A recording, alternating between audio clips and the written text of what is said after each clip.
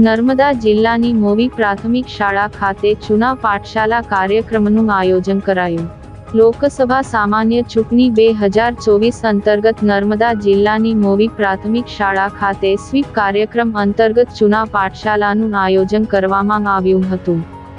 આ કાર્યક્રમ દરમિયાન શાળાના BLO દ્વારા ગામમાંથી આવેલ મતદાતા અને શાળાના વિદ્યાર્થીઓને મતદાન જાગૃતિ અંગે મહત્તમ માહિતી પૂરી પાડવામાં આવી હતી.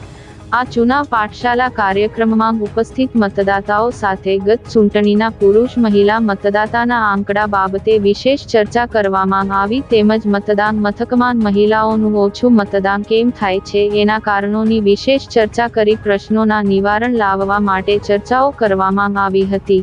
સાથે ગામના મતદાતાઓ અને શાળાના વિદ્યાર્થીઓએ મતદાન માટેનો સૌને સંકલ્પ લેવડાવવામાં આવ્યા હતા.